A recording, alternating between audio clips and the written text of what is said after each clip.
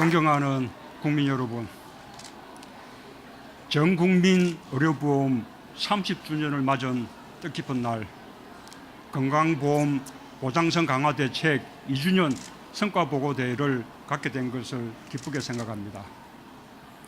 의료보험증을 잃어버렸다고 신문에 분실 광고를 내던 시절이 있었습니다. 대기업 노동자, 공무원이나 교직원이 아닌 서민은 의료보험에 가입할 수가 없었고, 의료비 부담이 3배 이상 높아서 불법으로 남의 의료보험증을 빌려 진료를 받는 일도 있었습니다. 전 국민 건강보험의 시행으로 누구나 의료보험증을 가지게 됐고, 누구나 기본적인 진료를 받을 수 있게 되었습니다. 불과 30여 년 안팎의 일입니다. 국민건강보험은 경제발전과 민주화와 함께 우리 국민이 함께 만든 또 하나의 신화입니다. 의료보험법이 제정된 1963년 우리의 1인당 국민소득은 104불에 불과했습니다. 직장의료보험이 먼저 시행된 1977년은 1,000불을 처음 넘긴 해였고, 전 국민 건강보험 시대가 열린 1989년은 처음으로 5,000불을 넘긴 해였습니다. 직장과 지역으로 나뉘어 있던 의료보험을 국민건강보험으로 통합한 것은 IMF 외환위기를 겪고 있을 때였습니다. OECD 회원국 중에서 전 국민 의료보험을 하고 있는 나라는 지금도 우리나라를 포함해 18개국에 불과합니다. 의료보험 시작 12년 최단 기간에 전 국민 건강보험을 달성한 것도 세계적으로 유례를 찾을 수 없는 성과입니다. 국민건강보험 도입 전에는 질환자 40%가 아파도 돈 때문에 병원에 가지 못하거나 치료를 포기했지만, 지금은 누구나 병원에 갈 수 있게 되었습니다.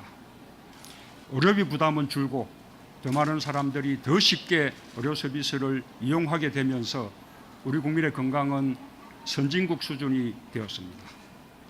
기대 수명과 영아 사망률, 암질환 생존율 등 주요 지표에서 우리는 OECD 국가들 가운데서도 상위권입니다. 의료기술과 심사평가 기술도 함께 성장할 수 있었습니다.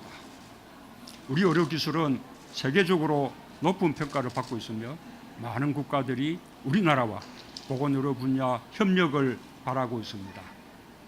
한국형 병원 시스템과 건강보험 시스템을 배우고 수입해가는 나라도 늘고 있습니다. 능력에 따라 부담을 나누는 공제의 정신으로 지난 30년간 국민건강보험은 꾸준히 성장했습니다. 헌신적인 의료인과 의료기업들이 있어서 세계적인 수준의 건강보험 제도와 의료 서비스를 갖출 수 있었습니다. 이 자리를 빌려서 진심으로 존경과 감사 인사를 드립니다. 존경하는 국민 여러분, 이제 우리 앞에는 새로운 도전이 놓여 있습니다. 평균 수명이 길어지면서 새로운 질병과 만성질환이 늘어났습니다. 새로운 의료기술이 발전하면서 건강보험에 포함되지 않는 비싼 진료도 늘어납니다. 국민이 기대하는 의료 수준도 갈수록 높아지고 있습니다. 우리 정부 출범 당시 건강보험 보장률은 60% 초반 수준으로 OECD 평균인 80%에 크게 뒤떨어졌습니다. 전 국민 건강보험 시대를 살고 있지만 국민의 의료비 자부담이 높아 중증질환이나 희귀질환의 경우 환자와 가족들의 부담이 여전히 큽니다. 환자 본인은 물론 가족들의 생계와 삶도 함께 무너지는 경우가 많습니다.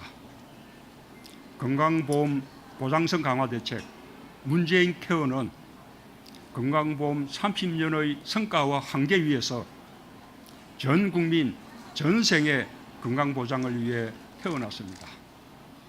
최소한의 건강을 지켜주는 건강보험에서 최대한의 건강을 지켜주는 건강보험으로 가고자 합니다.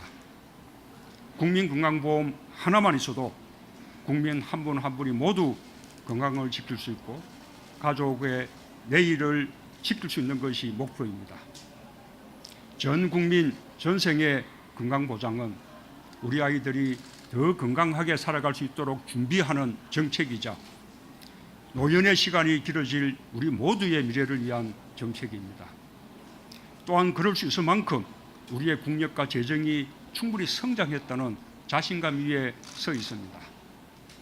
건강보험의 보장률을 OECD 평균 80% 수준으로 당장 높이지는 못하더라도 적어도 70% 수준까지는 가야 하고 갈 수 있다는 것입니다. 존경하는 국민 여러분, 2년 전 약속드린 의료비 걱정에서 자유로운 나라, 어떤 질병도 안심하고 치료받을 수 있는 나라를 위해 국민 여러분과 함께 노력해 왔습니다. 그 결과 건강보험 보장률은 현재 집계가 가능한 종합병원 이상으로만 보면 2016년의 62.6%에서 2018년 67.2%로 크게 높아졌습니다. 임기 내에 전체적인 보장률을 70%까지 높인다는 것이 문재인 케어의 목표입니다. 특히 의료비 부담이 큰 환자분들에게 많은 도움이 되고 있습니다. 중증 환자의 의료비 부담은 정책 도입 전에 비해 4분의 1도 안 되는 수준까지 줄었습니다. 선택 진료비를 폐지했고 상급 병실료도 인실까지 보험을 확대했습니다. MRI, 초음파와 같이 꼭 필요한 검사나 응급, 중환자 치료를 비롯한 필수적인 치료에 대한 보험 적용도 단계적으로 확대하고 있습니다. 아이를 간절히 원하는 난임 가족과 고위험 산모도 혜택을 받을 수 있게 되었습니다. 질병에 노출되기 쉬운 어르신과 아이들에 대한 혜택도 늘었습니다. 아이들 충치 치료, 어르신 틀니와 같은 치아 치료에도 건강보험을 적용하기 시작했으며 입원이 필요한 어린이 환자, 중증 치매 환자도 종전의 절반 비용으로 치료를 받을 수 있게 했습니다. 한방 분야에서도 건강보험 적용을 확대했습니다. 의료비 때문에 가정경제가 무너져서는 안 됩니다.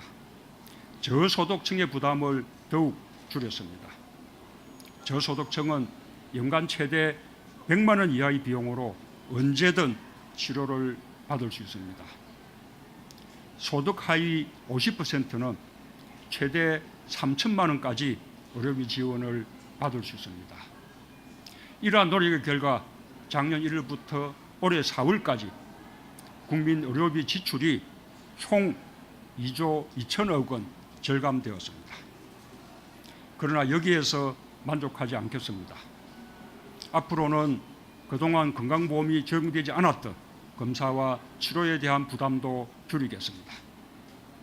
건강보험이 전 국민의 건강과 행복을 든든히 뒷받침할 수 있도록 의학적으로 필요한 모든 치료에 건강보험 적용을 확대해 나갈 것입니다.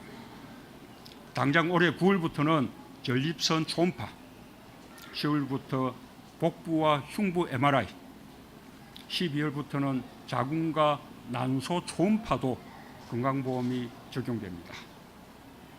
척추와 관절, 안과질환, 수술 및 치료 재료에도 적용을 확대해 꼭 필요한 치료나 검사인데도 보험 적용이 안 돼 포기하는 일이 없도록 하겠습니다.